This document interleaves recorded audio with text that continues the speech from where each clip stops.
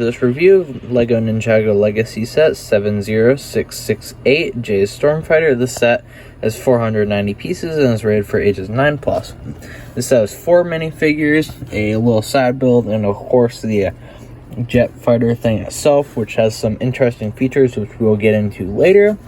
But let's start off with the minifigs. This set comes with 4 minifigures, that being Jay, Nia, Lasha, whatever you mean.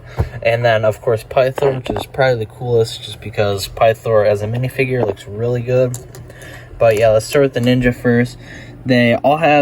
All 4 of them have an accessory. Jay has the golden weapon, like nunchuck things that I believe turn into the jet. Then Nia has this, like, spear thing. And then Lasha has this little, like, scimitar sword thing. And Pythor has this cool, like, spear. All of the accessories are pretty neat and stuff, and all kind of brick built, which is something interesting, because usually they'll just use, like, an accessory piece or something for a lot of them, but all 4 accessories here are brick built, which is pretty nice. And all of the figures have really good prints, especially Pythor probably has the coolest prints out of all of them. But yeah, let's get into the build. First, we'll start off with this little side build, which of course has the golden weapon that is, well, Jay's accessory for this set. But it's a really cool little stand. It's a pretty simple build. I like that it has these, like, purple snake pieces, which could be used in, like, mock building if you wanted to. But it definitely does the job for what it's for, because it's just a little stand for the golden weapons to sit on, which is really nice. And yeah, it's a pretty neat little build. Let's get into the main meat of the set, though. Now on to the main meat of the set, which is the plane itself. We'll start off in the front here with the cockpit, which has some nice little print detailing in it and a little lever, like, control stick, which is nice.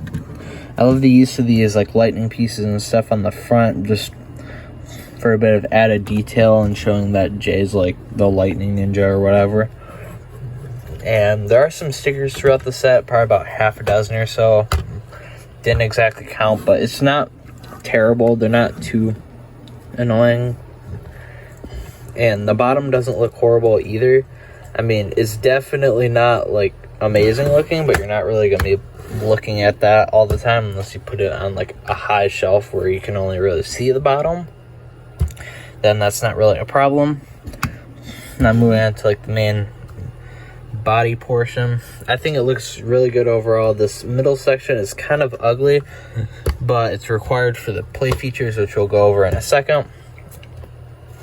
So I don't mind it all that much. Maybe they could have recolored that red piece into being, like, blue or black or gray or something along with that one too, just to make it all blend in just a tad bit more.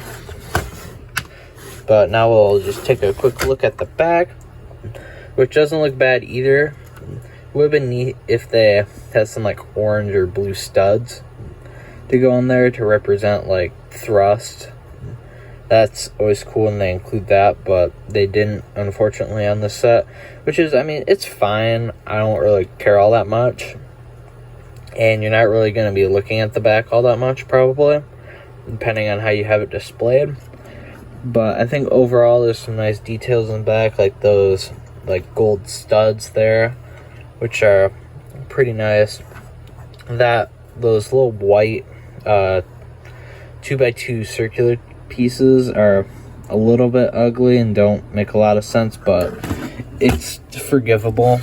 And there is a bit of white throughout the rest of the set, so not a ton though, so it kind of blends in if you squint. But yeah, now we'll go over the play features real quick. So to activate the wing play feature, you just pull that forward and it locks into place in there, which is really nice. And it does this. The one thing that I don't like about this is, one, it doesn't look quite as good in my opinion in this state. I can't remember if it's accurate to the show or not because it's been a while since I've watched. But the main thing that annoys me about having it in this state is it messes up the other play features, so you can't really shoot off the cannons in a straight line. because the spring-loaded shooters are facing outwards, so that kind of messes up the other play features of the set. But the way this feature is engineered is really nice. As you see in the back, there's those pieces that fold out so that's at the right angle, and it's all operated by these string pieces, which are really nice.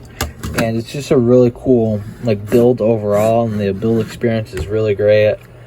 And there's some interesting techniques used, like those string pieces used for the play feature.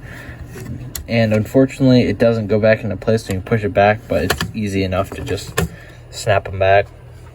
Overall, there's a lot of cool pieces and nice designs in the set, and it looks pretty good.